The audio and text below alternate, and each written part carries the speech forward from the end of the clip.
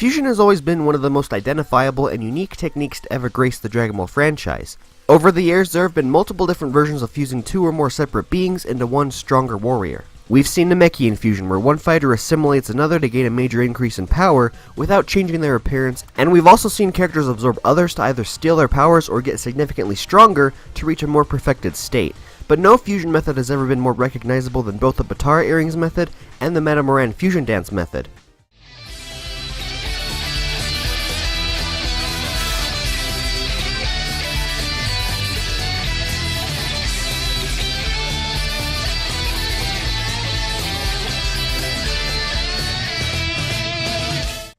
Now, I'm sure everyone watching this video has taken part in the Vegito vs Gogeta debate over the years, as it's one of the most popular and controversial discussions a Dragon Ball fan can have.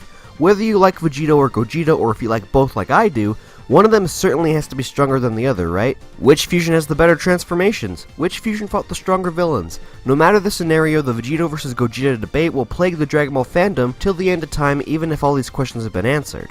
Because of this ongoing debate between these two fused warriors, I wanted to tackle an idea similar to the classic debate but give a different approach that I've rarely seen people factor into their arguments. Vegito and Gogeta are certainly strong characters with their own pros and cons, but rather than deciding who is stronger or which fusion has a higher power multiplier, I want to look at the concept of the fusion methods as a whole. Which fusion method is more practical and effective in battle, the Potara Earrings or the fusion dance? In order to decide which method is more effective, it's best that we look at the pros and cons of each method, then tackle them all one at a time. So let's start off with the Potara Earrings.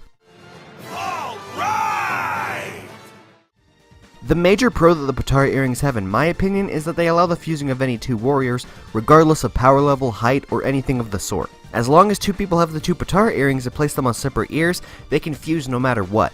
However, a major con that came to my mind about the easy usage of the Potara Earrings is how hard it is to acquire those earrings. Of course, most characters that we've seen throughout Dragon Ball have a heavy connection to the Supreme Kais of each universe, so it's easy to get the earrings from them. But if you aren't close with the Supreme Kai, or if there's no spare Potara Earrings laying around, the fusion cannot be performed. Another major pro that the Potara Earrings have over the fusion dance is its time limit. If mortals fuse using the Potara Earrings, the fusion can last for a full hour, which doubles the fusion dance's time limit. However, a major con that negates this hour-long time limit is the usage of power. As seen in Vegito's fight against Merge Zamasu, his fusion vanished relatively quickly because of his usage of Super Saiyan Blue draining all the time that he had in that fusion. When it comes to the Potara Earrings, even if it's easier for anyone to fuse, the rules dictating the actual fusion is much more relevant than the fusion dance, as that method only requires strict execution.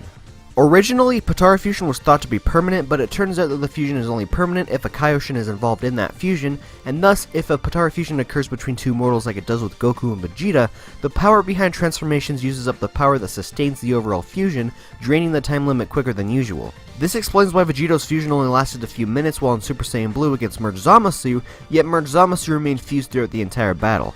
On top of this, the Potara fusion can quickly be defused if the earrings are destroyed on a non-Kaioshin fusion, which can potentially end the fusion much quicker. However, power isn't a terrible thing for the Potara fusion. In fact, it's believed that the usage of the Potara Earrings brings about a greater natural power than the fusion dance, as the two warriors aren't restricted by having the exact same level of power upon fusion. On top of the innate power of the Potaras being stronger than the fusion dance, if the two warriors are compatible, or if they have some sort of quote-unquote rivalry boost, the fusion could potentially be even stronger. However, a con that comes with the Potara fusion's innate power level and the ability to fuse any two beings are the consequences of the fusion execution. Now, it is a pro that the Potara Earrings are easy to use and that they allow the fusing of any two warriors, but depending on if the fusees are mortal and immortal, the fused body can suffer from this extreme difference between the two, as seen with Merge Zamasu's corrupted body. Because Zamasu was immortal but Goku Black was not, the Goku Black portion of Merge Zamasu's body couldn't repair itself like Zamasu's could, so it hindered the overall speed and mobility of Merge Zamasu by corrupting him. Plus, if one fusee is transformed but the other is not, the fusion will remain stuck in that transformed state, unable to revert back into their base form, which could ultimately shorten the time limit of that fusion. So, even if the execution of the Potara fusion doesn't have any rules, the overall product of the fusion can drastically change depending on who's performing the fusion, since it allows room for differences in the two fusees. Now, if we had this conversation back in the day before the creation of the time limit for the Potara Earrings, it would boil down to a less stronger fusion with a time limit over a stronger fusion that is permanent, but because of all the recent information from Dragon Ball Super, there's much more debate on which method is more effective. Keep all of those pros and cons of the Potara Earrings in mind as we move on over to the fusion dance's pros and cons. Every force you create has an echo. Your own bad energy will be your undoing. Now, I'll be entirely honest with all of you, I had a harder time scrunching together pros for the fusion dance as the Potara Earrings seem near perfect aside from a few flaws, and they're just better overall. However, I managed to pinpoint a few major aspects about the dance that are much better than the Potara Earrings in certain scenarios. Remember how I mentioned that if you don't have any Potara Earrings laying around, you can't perform fusion? Well, if you know how to do the fusion dance, you can do it on the spot without a mystical item in your possession. Because of the fusion dance being a dance, anyone can perform it without outside help as long as they know the movements correctly. It's why Goten and Trunks are constantly fusing since they know how to perform the dance perfectly. Despite this, performing a perfect dance with perfect finger alignments and body placements is much more time consuming than simply sliding an earring onto your ear. Whenever we've seen Goku and Vegeta perform the fusion dance, they don't do it on the spot. They've had to have either Pikkon or Frieza take over and distract their opponent so they can get away from the fight and get the correct movements down and actually perform the fusion without any outside interference. Earlier I mentioned how quickly the Potara fusions can be diffused if the earrings are tampered with or destroyed in combat, and because of how simple it is to use the earrings, it makes sense that it could be really easy to defuse the fused warrior through this tactic. However, when it comes to the fusion dance, you can't defuse the fighter through a method such as destroying their vest or anything. Once someone fuses with the fusion dance, they can only defuse once their time limit is up or if you damage them to a certain degree. Now sure, damaging the fused warrior sounds pretty easy enough, but depending on how strong that fused warrior is, it still could be a pretty difficult fight. Just look at how Janemba and Broly handled it. Now while it is harder for the fusion dance to be defused in combat, I'm not entirely sure if it's easier for the two fusees to refuse when performing the dance.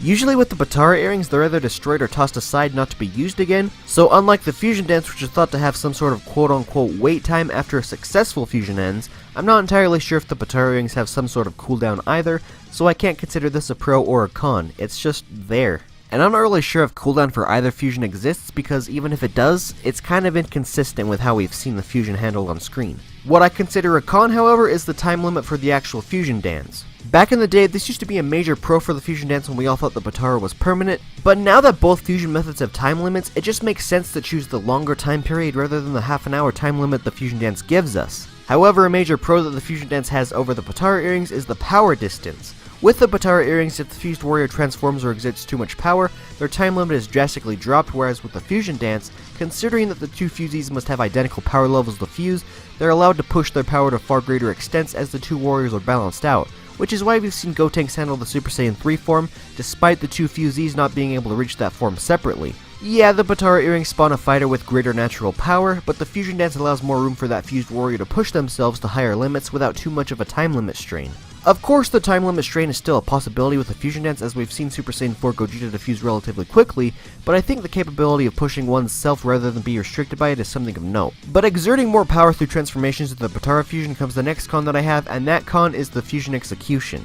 In order to perform the fusion dance, the two warriors must have their power levels be identical, so one warrior has to either raise or drop their power level, and they also have to be around the same height so their fingers and bodies can match up. During the fusion, it's believed that the fusion can end quickly if the two power levels fall out of sync, so there's a constant need for balance. If there's no balance or if the dance execution is slightly off, the fusion will be performed, but not to its full potential. Depending on who screws up with what finger angle or body placement, the failed fusion could be really skinny or it could be really fat, and the fused warrior would have to wait for half an hour to defuse so that they can try again. So even if the perfected fusion can exert itself more than the Potara Earrings, it requires perfect balance and perfect execution, which may be tough if not impossible for the two fusees to pull off. With all of the pros and cons of both fusion methods out of the way, it's time to get controversial. Honestly, depending on which fusion you prefer, you may consider it more efficient to use the Potara Earrings or perform the fusion dance. You might prefer the formality of the fusion dance over the common usage of the Potaras, or you might prefer easy accessibility for longer amounts of time, rather than a longer, drawn-out way of learning a silly dance. In the end, your own opinion is what truly defines what the most efficient fusion is, and that may sound a bit anticlimactic, but you truly can't rank one fusion over the other, and it's why Vegito and Gogeta are constantly at odds because of the fan base, because at the end of the day, it comes down to preference. Each fusion method has its own way of being effective in certain battles. To me, I actually think both fusion methods work equally well, and it's best that Goku and Vegeta have incorporated both styles into their battles. There was actually a scan that came out a bit before Dragonball Super Broly's release date in Japan that stated that Gogeta and Vegito are on par with one another in terms of strength, so it honestly boils down to time versus power. For handling tough battles in a quick situation, it's best to fuse into Gogeta to get the job done quickly, as his timer runs out quicker and he can handle stronger transformations. With Vegito, he's better at drawing out fights and wearing the opponent down thanks to his longer time limit, and because his natural power is stronger than Gogeta's. So yeah, it may sound a bit tacky, but both fusion methods are equally effective if the two fusees are the same person.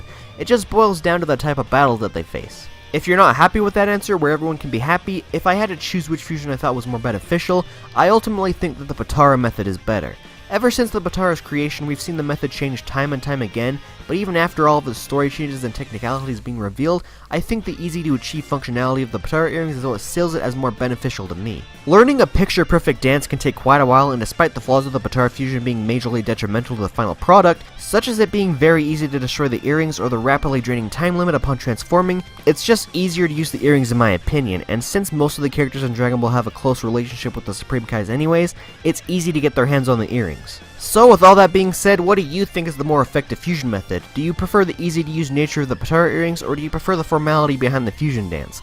Do you prefer Vegito or Gogeta? Leave your comments down below letting me know which fusion method you think is better to constantly use, and let's have a civil discussion. Remember, this is all our own preferences. Thank you all so very much for watching this video. I know it may have had a pretty anticlimactic ending, but that's just what I could come up with after doing all my research. Hopefully this video was pretty entertaining and you learned a few new things about fusion that you hadn't already known, and if I missed a few pros or cons, let me know in the comments below along with the mistakes I made in this video if I made any. If you like my Dragon Ball content, make sure to leave a like on this video, share it with your friends, and subscribe to my channel. This channel will only run if you help me empower it, so I appreciate any and all support. I have plenty of upcoming discussions planned, so make sure to stick around for those, but until then, I'll see each and every one of you guys next time. Later!